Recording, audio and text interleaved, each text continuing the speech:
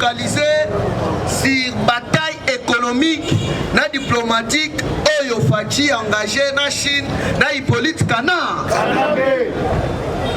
Mukolo ya lobi, chef de l'État accordé audience na Jean-Marc Chantigny oyo azali représentant ya Union européenne na République démocratique du Congo.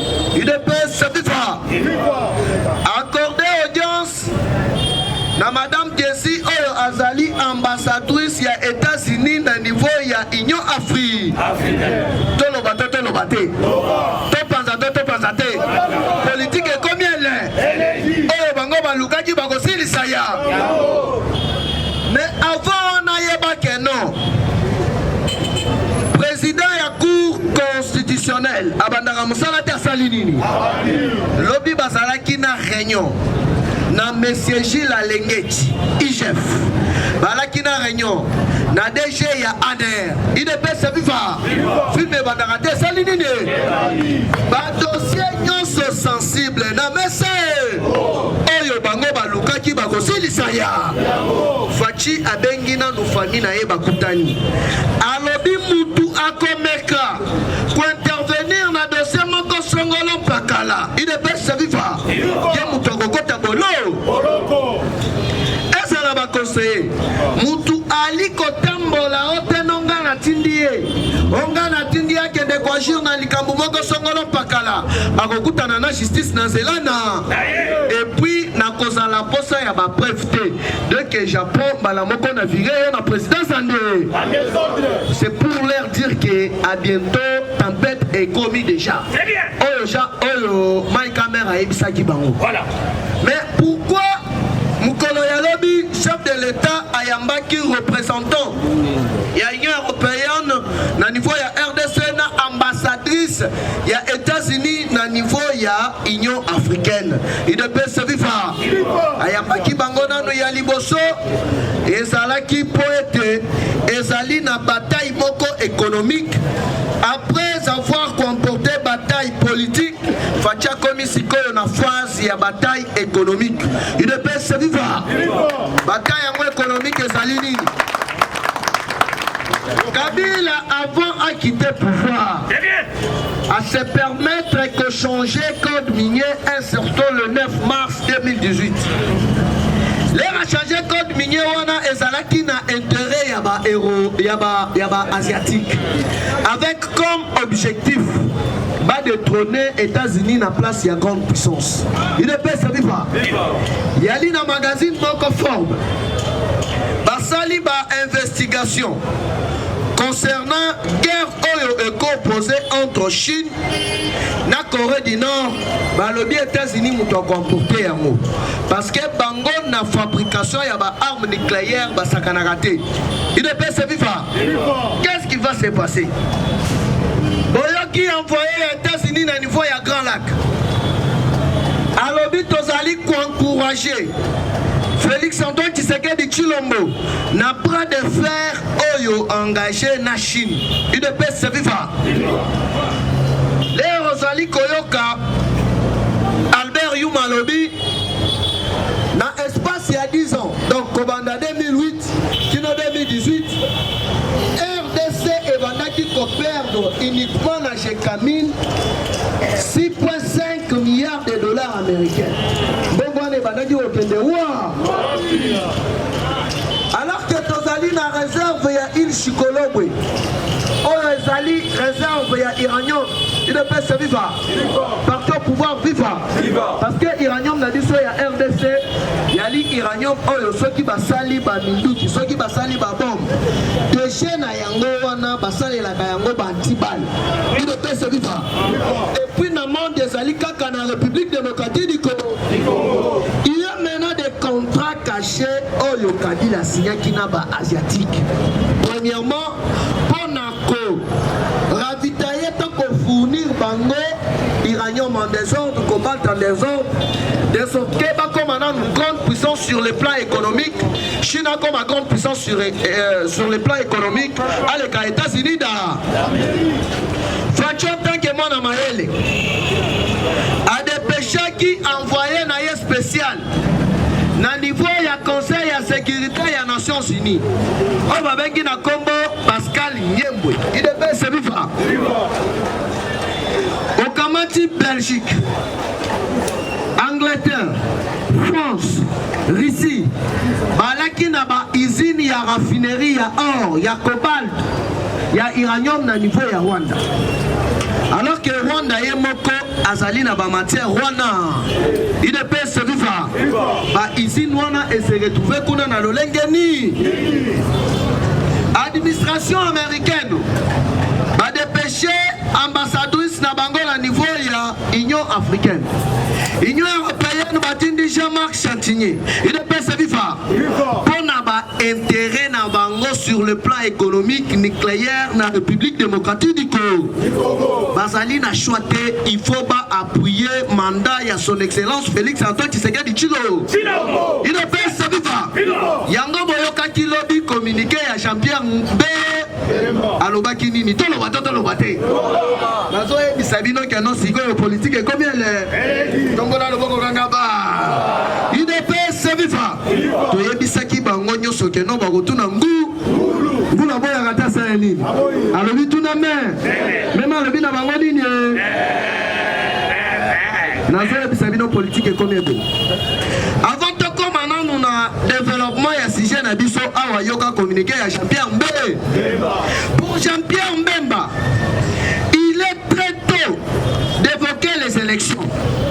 Il estime qu'il y a des sujets brûlants et urgents, cas de tueries quotidiennes dans l'Est à Beni et ailleurs dans le Kivu.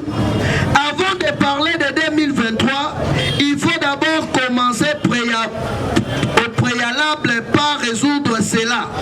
Guerre de l'Est et contrat mal négocié. D'où mes chers compatriotes, soutenons Félix Antoine Tshisekedi Tshilombo. Parce qu'en 2023, il y a un candidat unique. Batunyoso oyo bali na posa ya ko postuler na 2023 na République démocratique du Congo. Bazana ba dossier ya mesal na justice internationale. IDPS viva. Parce que Jean-Pierre Yemoko ba yebisi lobby et pas Jean-Marc Chantigny ba lobby yoto rodaye ata promesse okokoma. Parce que casier na yo judiciaire ezalima soutenir Félix Antoine Tshisekedi Tshilombo. Parce que à bientôt là ba tout bateka ba minerai ya RDC bakatumbi bakabila devant la justice. Voyez spécial ya Fachi akei na niveau ya États-Unis Pascal Nyembwe. Donc on a posé cette vidéo, on a continué en privé. L'air a posé problème dans le niveau du Conseil de la sécurité des Nations Unies. Et puis il y a la point de presse. Il faut que nous hémorragie sur le plan international. Il est pas c'est vivant. Batouba Puyaka guerre ya Est et quelques mafias aux États-Unis na niveau ya Europe. Si quoi Europe na États-Unis d'Amérique, bah comme même moral, il faut pas contrer psychologue asiatique. Il est pas vivant. Bah mettre bango KO parce que les Européens bazali na kanda balobi biso batuto banda masolo biso batuto coloniser Afrique. Mais tout le monde dit que notre politique na biso oh ya égoïsme, ya konyoko na ba africain. Selon Dengue Lobing oh le président actuel ya Union africaine engagé. Voyez to continuer na politique wana ezali. Awa ndenge tozali koloba awa groupe ya transition ya Tchad inde na Congo. Voyez ko sala ni tombola na bongo ngaba. Fachibe. To pensa. To dimisa. To loba. Tombola na bongo ngaba. Batouana va comprendre que les leçons qui toali na bana o bazali kolongo awa. Bazali kotambola na ba mer bazo so risque. Bakufi na nzela eza à cause ya biso ba européens. Les leçons qui guerre ezali na est. Ezali pour la biso ba européens. D'où il est temps ya ko s'aligner devant partenaires stratégiques. Ya RDC ezali États-Unis d'Amérique pour na ko accompagner Félix Antoine Tshisekedi Tshilombo. Il est pas vivant.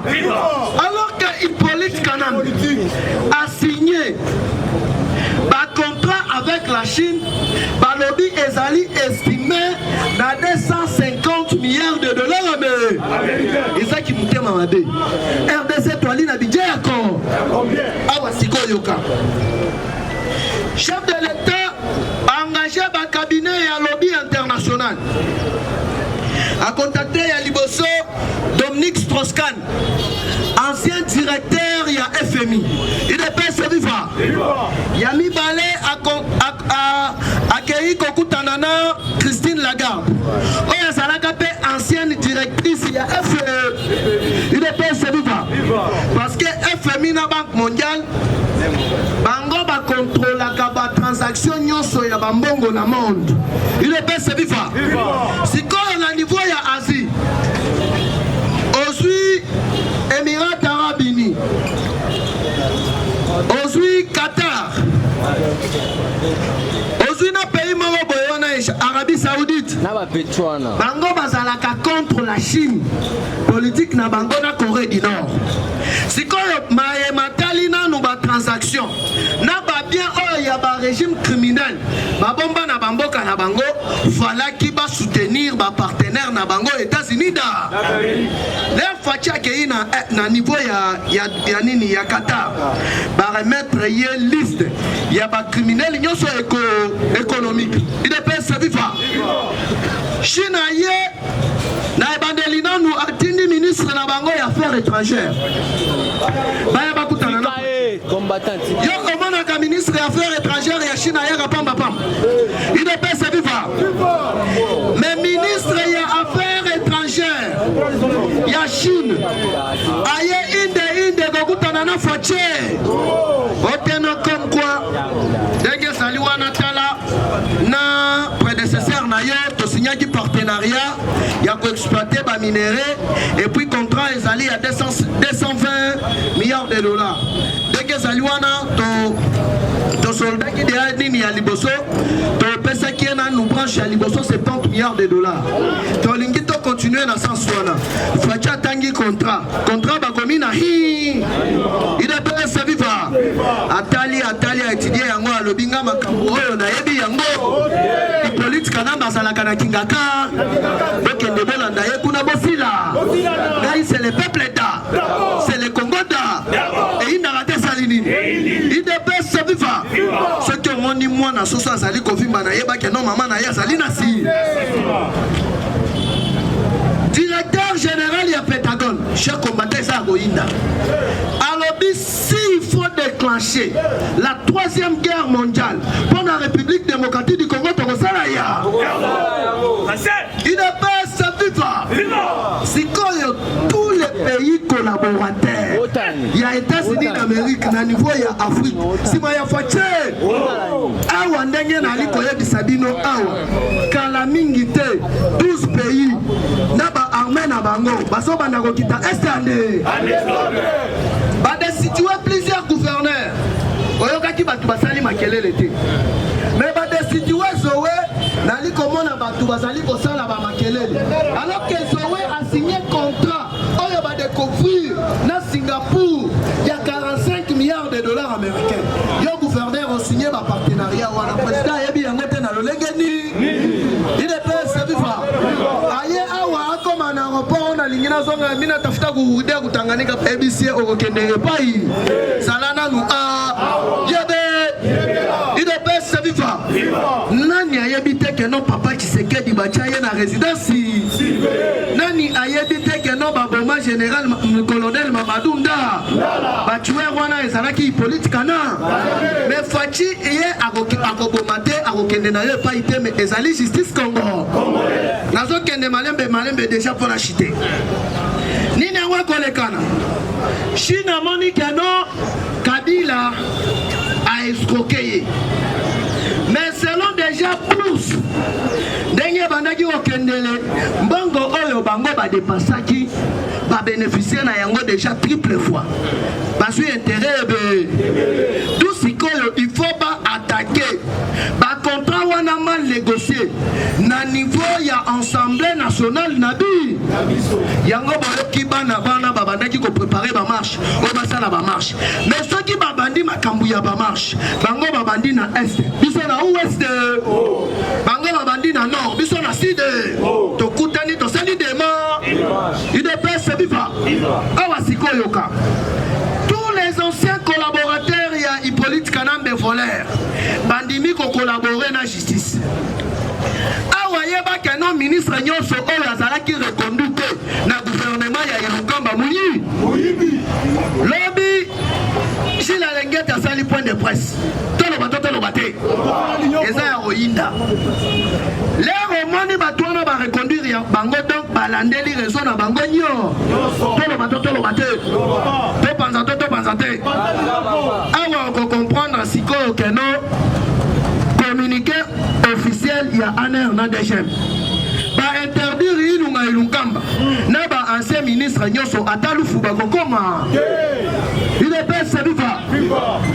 Bakonga bakangeli susu na dossier ya télé-éducation basalaki na époque ya COVID-19. Donc on va détourner 3 millions de dollars mais okomi komona basango bazoya oteno chef de l'état biso toana tozali na liste ya bato basalaka ba crime na est bino bozeli yango wa il est pas salufa. Bayebisi bango ke biso tokozwa liste oyo te bino bozani ba agent ya renseignement liste oyo ya ba rebelle bozali bango wa bato bazali koloba oteno fatia nommé ba rebelle kuna ba gouverneur oh papa tu sais que des hommes mystiques au monde les réseaux y a place talana ndenge bato wana bali kobi bato wana bazali habitué ya terrain wana bayebi yango baka sikoyo bazotala keno ndenge tozalaki ensemble na réseau bato oyo bayebi ba secret na biso nyo. Je vous dis lobby Kagame atindi ba émissaire na boule keno bakende ba coopérer ndenge babandaka kosala kala ba massacre continuer bayebi si ba émissaire wana keno bozonga lisusu Rwanda bakangi bango ande lelo inde nandolwe. C'est pour vous dire que non, voilà avantage à Rosalana président Oyo Azali 100% Congo. Awa siko yoga bato bako kangana chef tolo bato bate. Liste ebimi yebe. Ya liboso babandina nuna Adolphe Mozi. Ancien premier ministre. Mutu ya Kabila Mune. Mukwa. Ya mibale babandina Augustin Matata Mpo.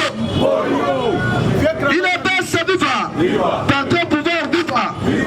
Après, si vous avez Janine Mabou, Alexis Tamama, il est pas ce vivant. Politique est combien est Désiré Balazé, déjà à Congo Airways. Georgine Selemani, déjà intérimaire et actionnaire. Célestin Pierre Riziza, déjà à OCC. Théophile Matondo, déjà à BCCO. Il est bien vivant. Kitabi, déjà à FPI. Napie Mao, il y a remplacé. Il est bien vivant. Bangoye Sebamiyimi, Adefisa Bakatili Sebambongo Ebe, Tisiko Yombongo Wana Ezonga.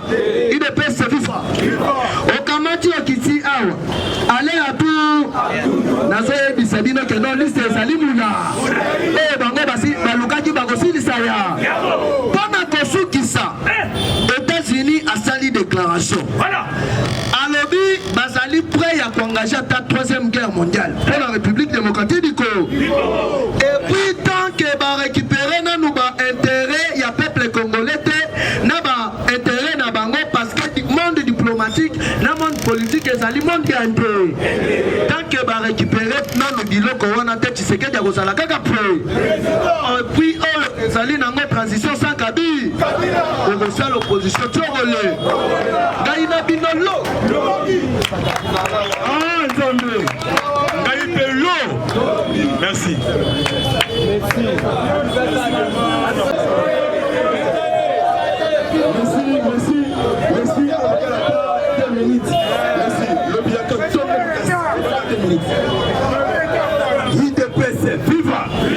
Yebisi Bino combattant Mambou Massa. Première devoir à domicile, bana union sacrée des continents. Mais ça va être. Longolé la biso matata po. Pesa biso barabas justice et ça n'a pas ça na. Bahati a tout ya salini. Balobi ndenge ni yaloni masamu na bandu ndabuka université na manier. Matata po na komikole. Na yebisi yo politique komi ele. Awa ba gouverneur militaire ba bandi Moussa. Moussa. basoda nyonso baza anteni te misusu baza anteni si mama azoteka mikate nti okazaso pistolet na ye na lipu na mikate konde mukoli na zo. Merci. Le Biaka, c'est mon merci.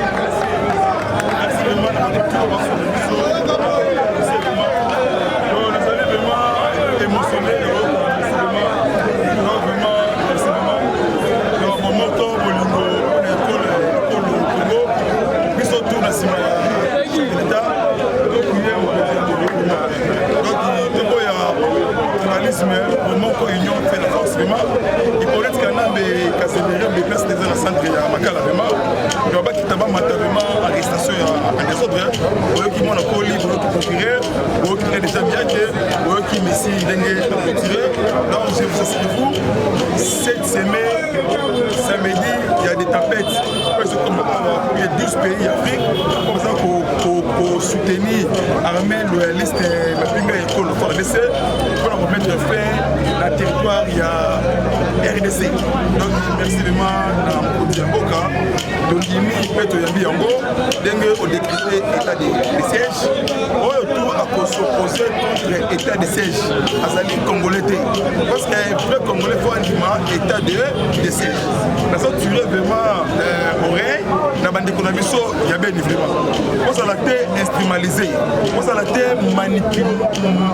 manipulateur. Kakabino Moko, chef de l'État, insécurité grandissante, les femmes violées, pillage de ressources naturelles en masse. Mais pour dire que le commandant suprême a décrété état de siège conformément à l'article 85 de la Constitution. Il y a pourquoi état de siège. Parce que quand l'Intanza Kassivita, gouverneur Nord-Kiv, nos Balongoliers, gouverneur militaire, nous avons Kachama John, nous avons un frère militaire, l'époque il y a Zahir, il y a schéma, il y a surtout parti, il y a instrumentalisation, manipulation, parce qu'il y a un coup préparé, planifié, pour mener l'État contre le chef de l'État, surtout vous, habitants de Beni, habitants de Kadutu, habitants de Mouvira, Mouzizi, Fizi, Massissi, Kalumamba, Tanganyika et autres territoires chefferies, tous derrière le commandant suprême et tous derrière les FARDC pour mettre fin avec les forces de gars négatifs. Je vous assure, vous, chef d'État, à tout travailler pour l'intérêt d'Aïté, pour l'intérêt de la nation congolaise. Pour changer, pour changer la belle maison, belle voiture. Tout ça, la main dans la main. Tout le monde a le tribalisme, il a fait la force. Mon Congo, mon louba, Chouaïli, mon gars, tout petit, tout le Congo, le Congolais. Est-ce que mon geste est un ancien collectif, il y a Sénat, il y a Assemblée nationale. Dans le collectif, il y a des criminels. Pourquoi collectif, il y a des criminels? També Mwamba Alexis, ça cité dans le rapport de mapping. Thomas Louaka, ça cité dans le rapport de mapping. Parce que Bamou Mazala qui va président de l'Assemblée, Sénat, parce qu'il a été dénoncé tuerie à Est. Pendant silence radio, n'importe qui a un Zalanzoko, Beminakou, Azalaka président de l'Assemblée, un député, il y a Est, à son mention devant l'Assemblée, a dénoncé de l'eau finaïe. Azalate, Tolingi Mokamoyo, Evassé, Toboyi, chantage de ma bête, Tolingi a monté. Parce que vous, les opposants, silence radio, vous le remontez. Tout, Aïbimbo, Mboka, Aïbimbo, Sayango, Bolandela Makambutu, Otusami Yamabe, na l'ancien ministre.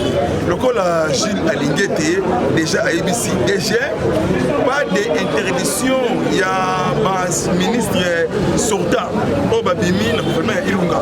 Même Européen Ilunga, Abibate, parce que dans le dossier, il y a SNCC, il y a 400 millions, il y a 400 millions chemin de fer. Parce que complicité de Matata, parce que le dossier a 37 millions de dollars américains. Pour les Alaks qui n'est pas, il y a José Makila, comme ministre des Transports, pour construire un salon d'honneur présidentiel, celle d'attente.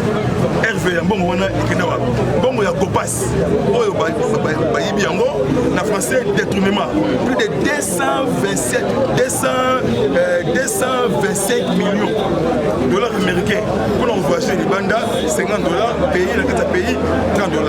Nous, IDPS, donc on a des photos s'enrichir, donc on a des peuples congolais à se retrouver. Mais bien les peuples d'abord, on a d'autres aussi la erreur. Il y a une mission, la conservation du pouvoir. Ce qu'on problème, il y a il y a André Kimbuta bientôt à la barre. Donc on va fonder les dossiers. Il y a 7 secrétaires généraux. 7 secrétaires généraux. On a des anciens premiers ministres.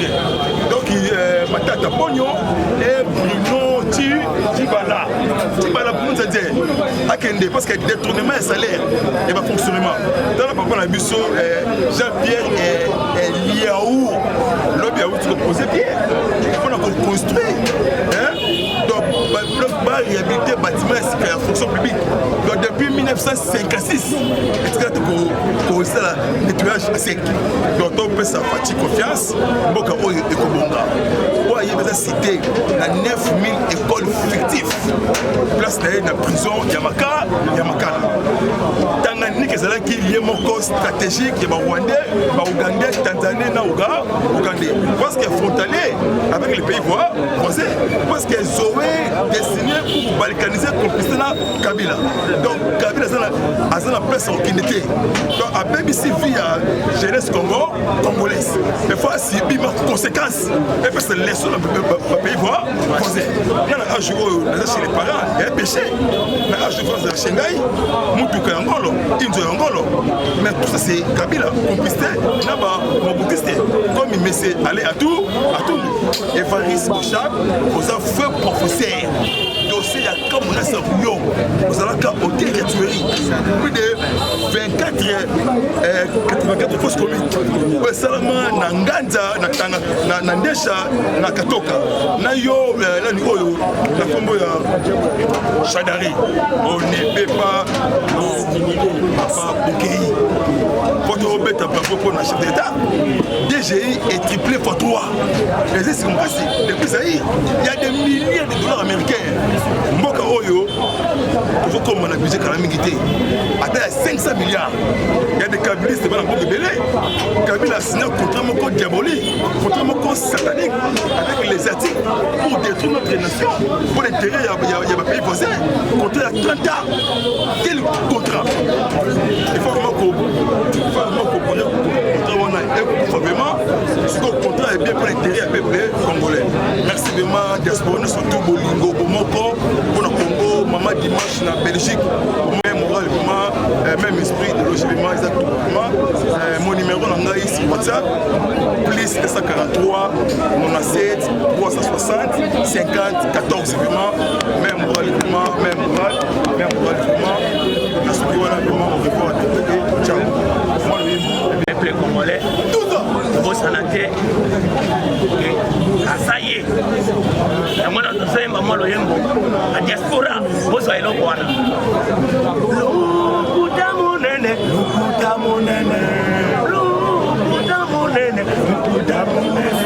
ino kanisa ki, fati ya kokoya, koya. Vos soyez sous c'est le quoi. Lukuta monene.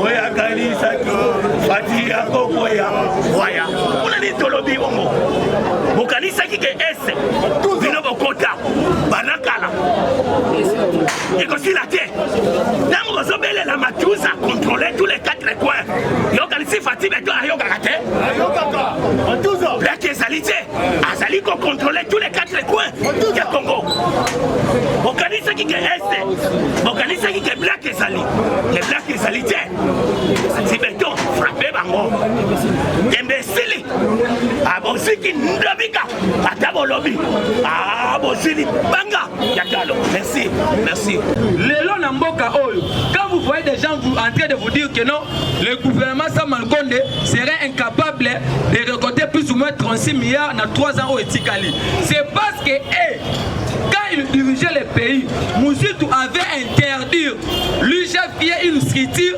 rattachée à la présidence afin de rendre l'efficacité et puis l'action du président de la République.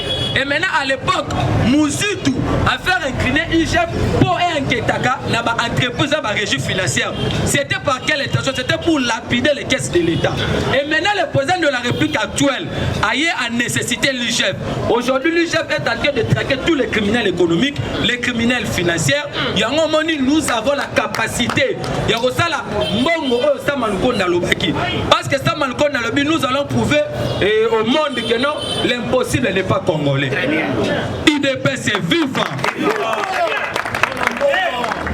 Yango Sikoyo, président de la République hier, a continué sa réunion avec tous ses conseillers, tous ses amis influents, ses proches. Dans la présidence, alors Boye, je vais sanctionner tous les conseillers. Qui ne cotique pas dossier judiciaire et pas un magistrat na Combo Nangai. IDPS est vivant. Alors à l'époque, il y a quitté. Il n'y a jamais de mauvais troupes, il n'y a que de mauvais chefs. Aujourd'hui, on nous dit que non, tous les gouverneurs militaires nommés par le chef d'État Nord Kivu na Ituri, ce sont des rebelles. Mais le problème c'est quoi? Qu'est-ce qui vous... En fait, je peux dire quoi? Et là, quand nous avons que ceux qui m'ont condamné, il faut peut-être soit commandant, soit combattant, comme un chef d'état-major à Fondis. Ce sont les mêmes gens qui ont changé dans des systèmes de jeu. Parce que le système actuellement, c'est le système que nous avons instauré un véritable état de droit. Et maintenant, dans un état de droit, tout le monde est censé de respecter le texte. Parce que l'autre ont primé Zami Beko, IDPS est vivant. Tu FCC va continuer réunion par rapport. Il y a une nomination à gouverneur, alors que le président de la République a violé la Constitution, il n'y a pas une disposition constitutionnelle où ils ont fait sa présence pour pouvoir nommer gouverneur militaire. Mais c'est la même Constitution dit ceci, dans son article 85, le président de la République décrète l'état de siège après avoir concerté le président de chambre en premier ministre. Et maintenant, comme étant commandant suprême, c'est lui qui a le monopole, le pouvoir de nommer des gouverneurs militaires. IDPS est vivant. Ils ont construit cette constitution, mais ils n'ont jamais respecté cette constitution. C'est pour cela nous on dit ceci. Dans les jours à venir, il faut traquer tous ces gens-là qui ont lapidé le caisse de l'État. Aujourd'hui, il y a des donneurs de leçons et puis des donneuses de leçons. En oubliant que tous ces gens-là, tous ces bandes de mafieux, tous les caciques qui ont entouré Joseph Kabila, ils ont voté des lois hier pour protéger un individu au détriment des populations congolaises. IDPS est vivant. Yango Sikoyo, président de la République, a bâti carte Moussoussou. Parce que bataille est commise entre Yéna Kable comme une bataille pour développer le système économique. Nous avons une économie extravertie. Économie, la mission de la Maboko et Mindele. Nous, on a gagné, on nous a pris que nous avons un opérateur économique congolais. En tout cas, c'est tout qu'on sort. Mais aujourd'hui, Kabila arrive au pouvoir. Kabila a privatisé toutes les entreprises de l'État. Mais il y a une personne qui va te dire que non, Mati, ça va l'économie. En oubliant que l'économie est Zalibanda. C'est pour cela que le président a décidé de revoir tous les contrats, toutes les exploitations minières pour qu'il n'y ait quasi au détriment de la population congolaise. Parce qu'il est en train de primer ce qu'on appelle le peuple d'abord. Il y a mis un rôle dans la bulle, mais l'État nous fait des fois. Je vous remercie. Awa Tozana Boulevard, poids lourd, entrée Ndolo, numéro 37. Awa Tozoteka produits alimentaires en gros et en détail. N'a pris à le peuple d'abord, maison les greniers, prix à moins cher, Fachi Béton, Tolia, Totonda. Bana Congo, bana Mikili, monde entier, Mobimba, Baoui, Balinga, Walanda, Yokason, Tala Mokili, Moni, Ozo Kate, moi, Loko Ezali. Donc chez papa Laurent, na maison les greniers, na maman na nous, Okokoma wana, so komi, Okomona ba prix, Oya Babiloko, même niveau ya Bruxelles. Donc produit on est toujours à Bruxelles pour en désordre. Kende kuna yomoko missionnaire témoin. Ko vanda te pour ça na pembeni, ko vivre qui vivra verra. Tango ko koma yo ko comprendre que te masole za lindenge nini. Kolia ko tonda nyata borto Fachibe.